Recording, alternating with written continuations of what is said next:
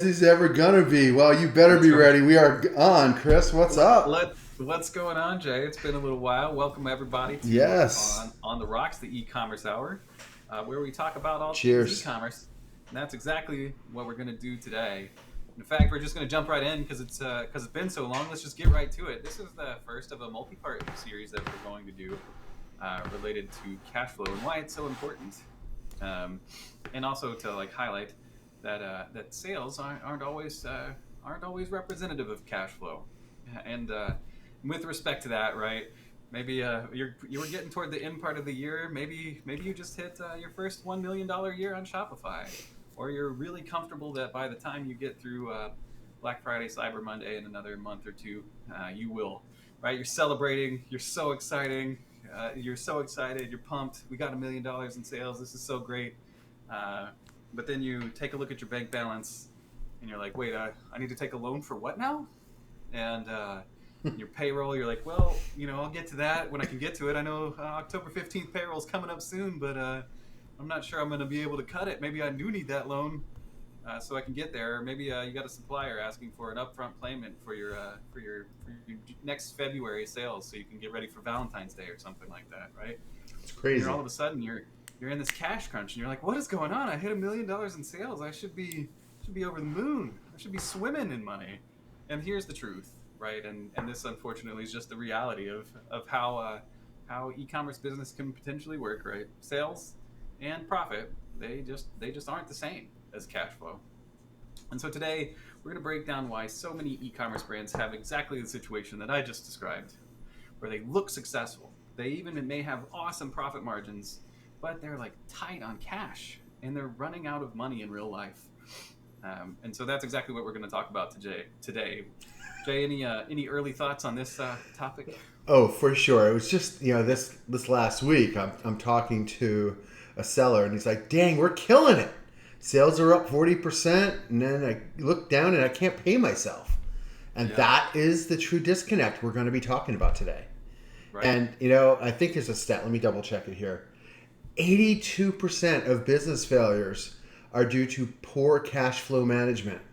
So, Yeah. that's what we're going to dig into and where the crux of what we're going to talk about is going to come from today. So, yeah, let's jump on in, man.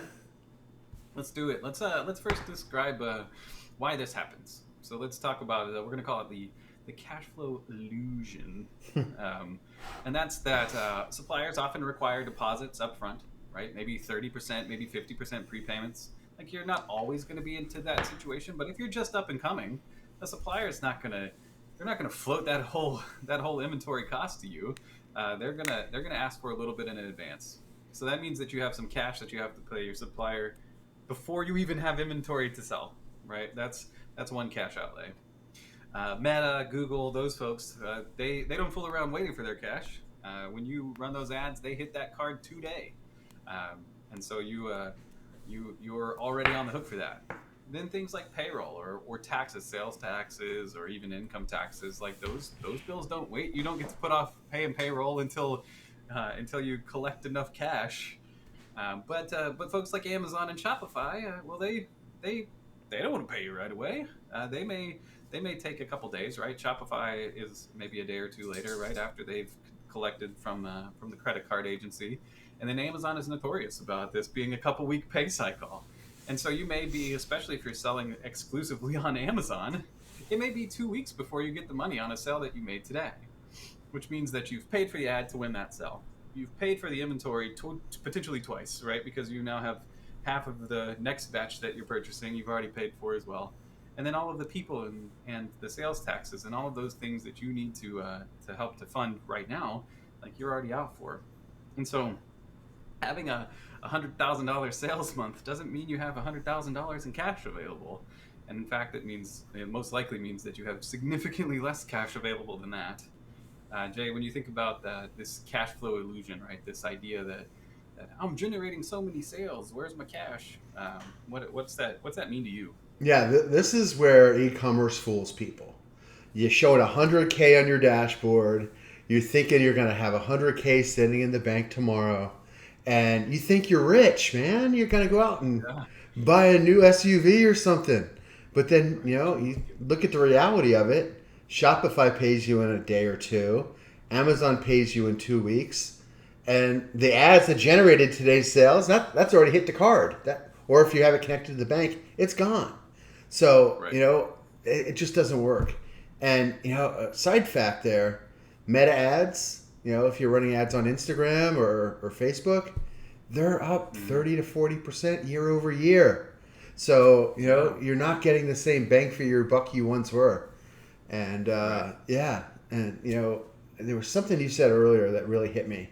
It's those, 50% deposits that you have to pay down.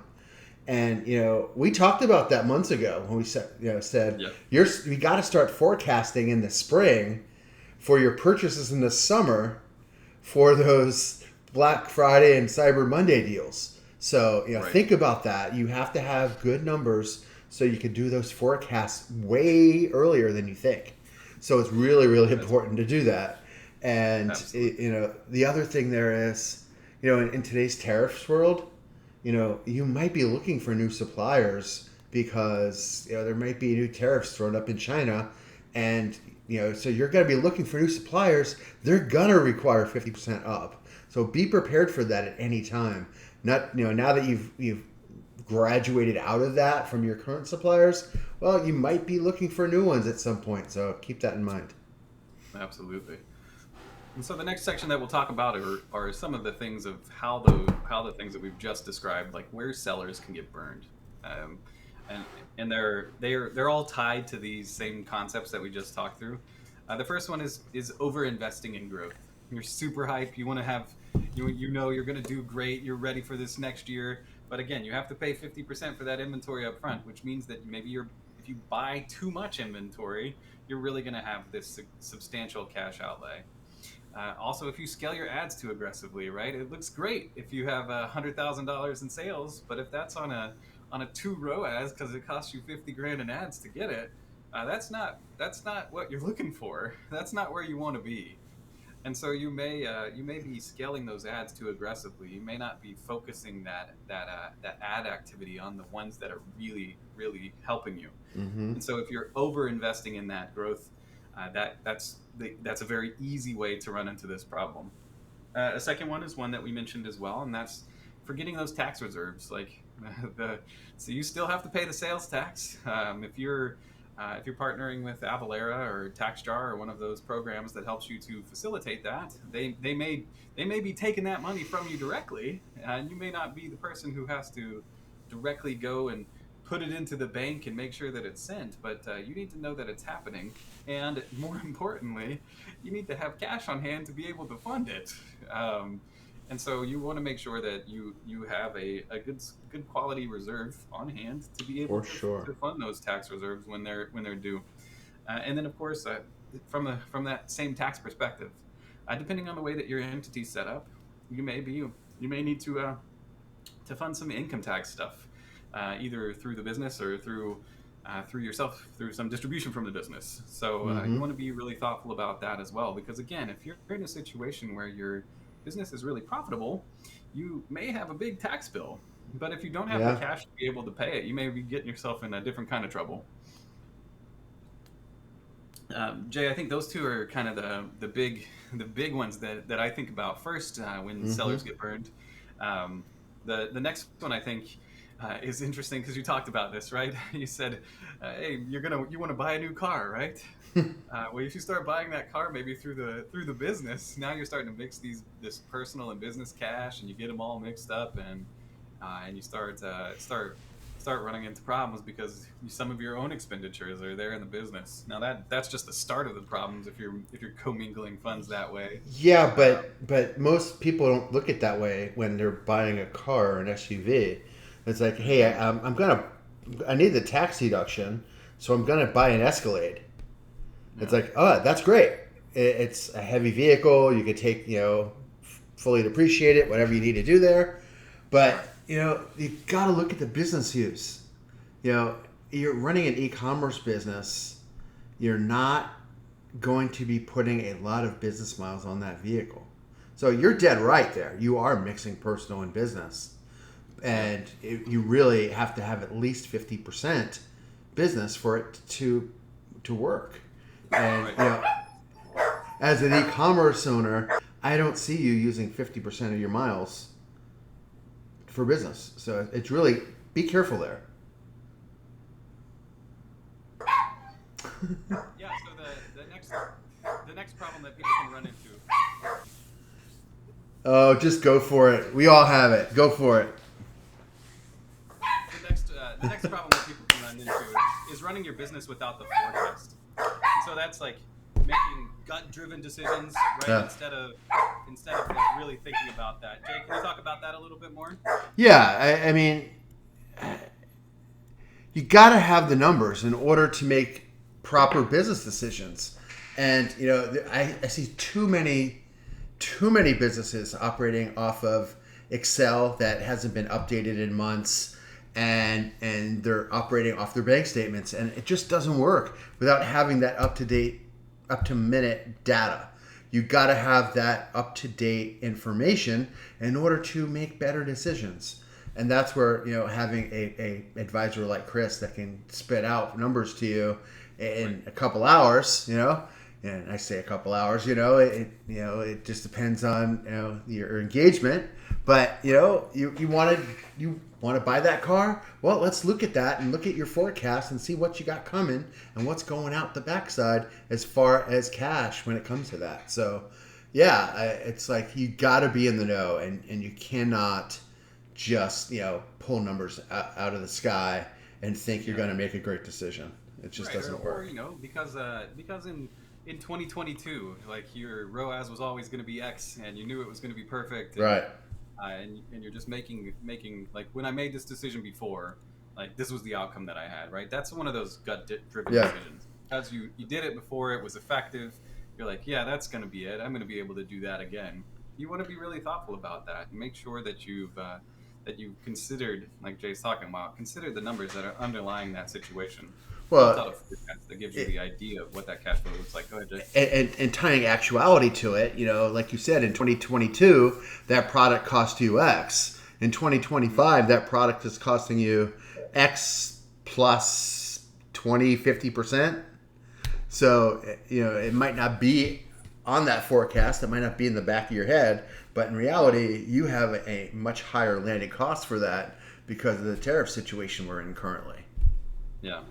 And so when it comes down to it, right, what the next little section that we'll talk about are what the highlights of the show, right? What can you do today, right? Yeah. How can you get somebody to help you? Where can you get them to help you? And I think the first answer is just a direct correlation with what we've just been talking about, and that's make sure that you're doing cash flow forecasting. It's the number one tool to be able to manage your cash flow. If you know what to expect over the next, say, 13 weeks or so, the next 90 days, right? That can be so helpful in being able to help you to identify where you can make those decisions and to help you to be strategic in the way that you're operating your business. Yeah. And then being really responsive to it. That's the thing that's really important about it, is that next week you look at the next 90 days. How did we perform this last week? How should we tailor that forecast based on the results that we had? If you're not getting the 4.5 ROAS that you expected because that's what you had 2 years ago, maybe it's time to make a different decision. Maybe, especially if you know that you need to upgrade some kind of maybe you do need to upgrade your car, right? Maybe you are packing up the Escalade with the stuff from your bedroom to take it to UPS every day, right? Maybe that is how you're using that car, right? But you need a new one because you got the check engine light came on and you're not excited about it, right? You're like, okay, I'm gonna have to make a change here. Yeah. The battery's not working, whatever kind of issue, right? You need to make a change, but so you need to be able to forecast that cash so that you can make that decision and make it powerfully. Yeah, and Chris, cash flow forecasting sounds intimidating. But think about it. It's basically a weather report for your business. Would you go out with your daughter any day without checking the weather before you leave? No, you want to know if it's going to rain. So, this is a whole other kind of rain. We want to make it rain, so we can pay the bills. So we want to see that rain in this situation. So it's like, just, get that forecasting going and run Yeah. with it. Well, and like you mentioned, Jay, it sounds intimidating because it's like, oh, there's all these different factors. I have to worry about this. I have to worry about that. 90 days. I don't even know what's going to happen next week. Are you kidding me? Like, it sounds intimidating because of that. But truly, these cash flow models really break down into three core buckets, right? You have your operating cash. Yep. The what does it take to pay me? What does it take to pay what keep all the systems running, right? How much do I have to pay the fulfillment team, like all that kind of stuff, right? Yep. What's our operating cash? Then second, you have that reserve cash. How much money do I need to set aside for those emergencies? When the Escalade stops working and I need a new one, how much cash do I need, right? How those taxes? How much do I need in a situation where maybe an unexpectedly high tax bill comes through or something like that? And then finally, your growth cash. How much can you spend on those extra ads, pushing that ad volume? How much can you spend on that extra inventory or market expansion more broadly, right? So expansion in your facility, right? Maybe that's how much it takes to Yep. get a few extra bays or whatnot in your 3PL location, that kind of thing. Like it's how can you support your business that way through growth? And so those three like cash buckets can be really powerful because they can help you to make sure that you're managing the business properly now. Um, some of the things, of course, that you can do, and these are things that we've highlighted on this show several times, and that I'm sure will continue to keep coming up, and especially in an environment like we're in right now. One thing that you can certainly attempt to do, especially in the tariff situation that we're in, I'm sure suppliers definitely want to keep your business, and so there is a possibility, I think, maybe to negotiate longer supply terms. Maybe you say, "Hey, I want to stay with you. You guys make us great product, but these new tariffs, they're really putting a push on us. Do you think you could maybe reduce that to 10% upfront, or make changes like that?" Jay, Yeah. uh, does that seem like a good place to start as a Yeah. quick? I mean, if you can get concessions from the vendor like that, that would be a great place to start. You Yeah, know, but you have to measure in order to know what you can do, yeah, and know what your cash flow is, know what your runway is, and have that in your back pocket so that when you catch that vendor at a weak moment, you can pop that out and strike, and get them. But yeah, I joke about that, but it's important, and a lot of companies are really paying attention to their cash flow. It's like yeah, in recent times, brands like Allbirds and Warby Parker, they're actually disclosing their cash runway in their IPO filings, and nice, they're putting it all out there because honestly, that's all that really Wall Street cares about at this point. Do you have enough cash to survive? right, And that turns into earnings and such. So, right. so yeah, I mean, One if it's important there, it's important to the smaller business as well. That's right. One second thing that you can do is to make sure that you've aligned your payout cycles with your payables, or actually, I'd probably do that the other way. Align your payables with your payout cycle. Yeah. So make sure that when you're getting the money from Amazon, that's it's shortly thereafter that you're going to spend it. When you're getting the money from Shopify, same concept, right? Also, if you have that situation where those payables are coming faster, I know that there are options to get payouts faster, so that may be a thing that you investigate as a Yeah. thing to do. Um, One other thing, we talk about cash flow management, and that's obviously really important. And one of the factors in cash flow management is financing.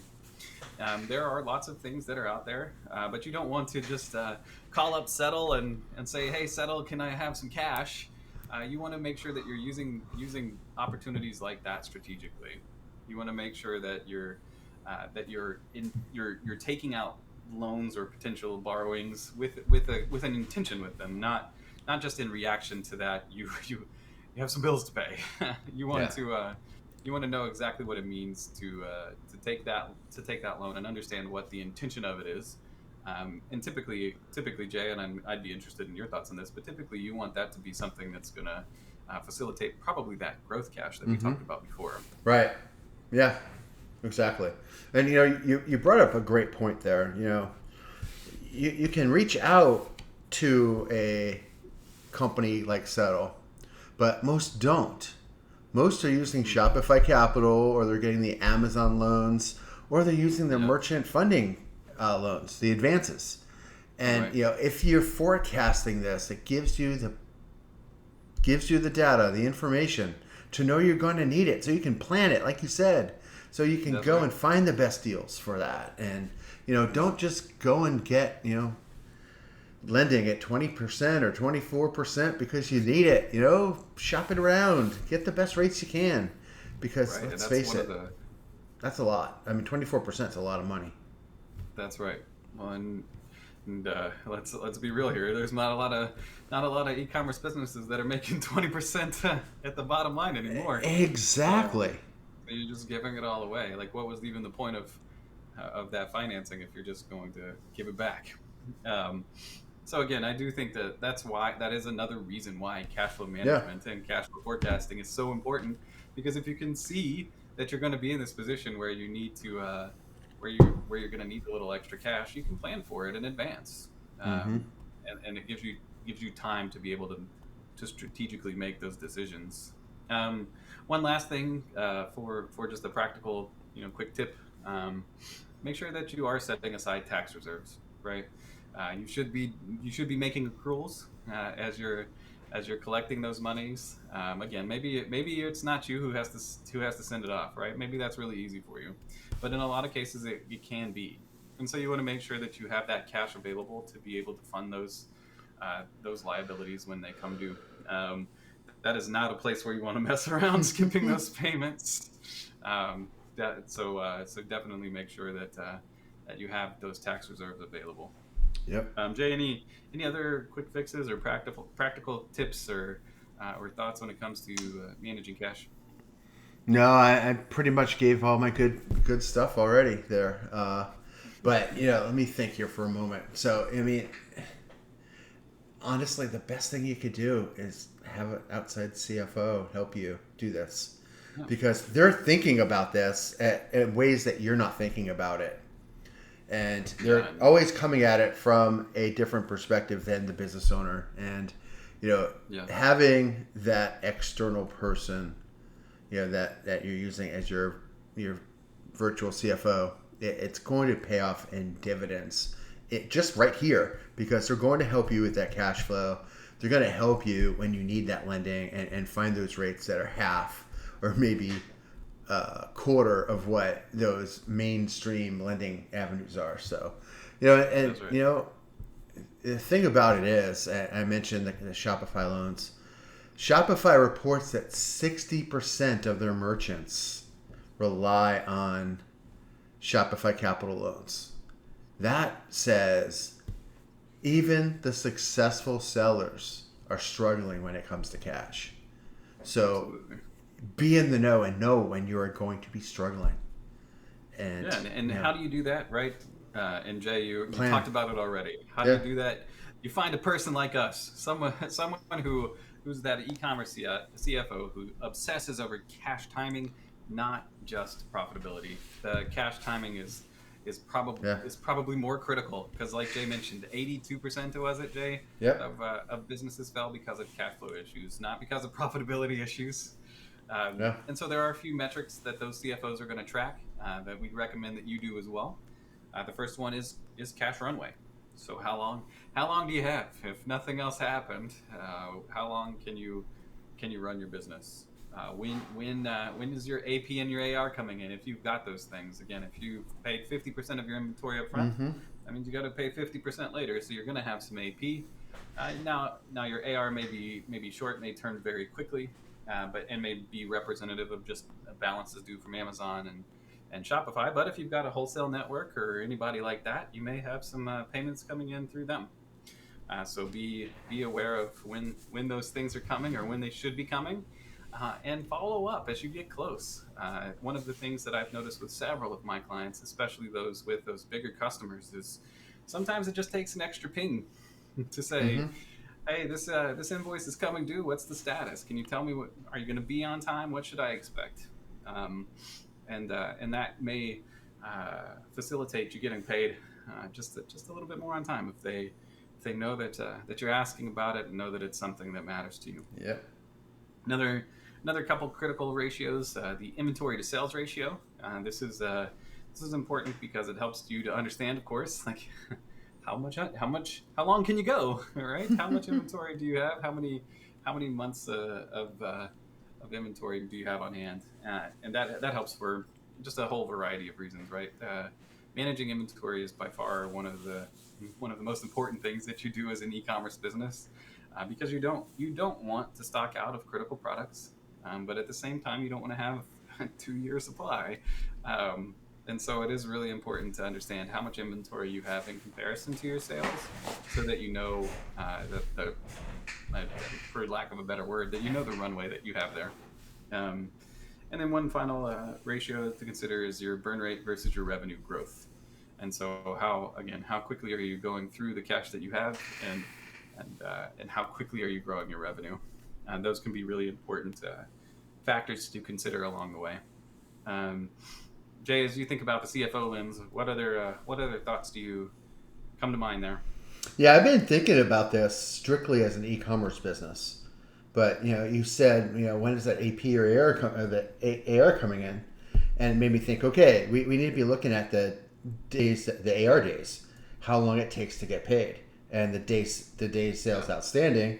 Then it's basically the same thing, and every day over one is adding to your cash flow issues that you have. So you really want to tighten up those terms. And if you have clients or customers that pay, 30 days in excess of your terms, you got to look at that, because now you're waiting 60 days to get some of those funds in. So you want to make sure that if you're discounting to that customer, you're not discounting as much, because they're already taking a discount, if you think about that. So, look at how your customers are paying you, because that is a tremendous impact to your AR and to your cash flow. And most sellers brag about their top line sales. It's a vanity metric. Sales is. Right. Let's face it. But it's the smart ones that are bragging about their runway. Hey, I got 52 weeks runway, and it's like, hey, they do nothing. They at least can pay their bills for a year, so they're set. So Right. Yeah, that's where I'm looking. Yeah, absolutely. And so again, keep in mind that that cash flow is your survival metric, not that revenue. Mm-hmm.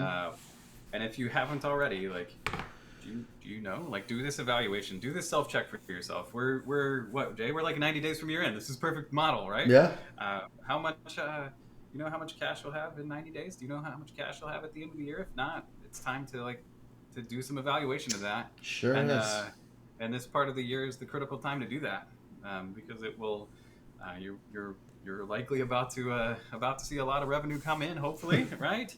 And as long as you really thought about this, right, this is what you need to know, right? And then think about what it means if you increase your sales volume. How much does that mean that you'll increase your cash by? Will you increase it at all, or will it take a whole bunch of extra ROAS to even be able to manage that? Right. If your sales drop, is that a disaster because your cash is also going to drop and you don't have that much to begin with?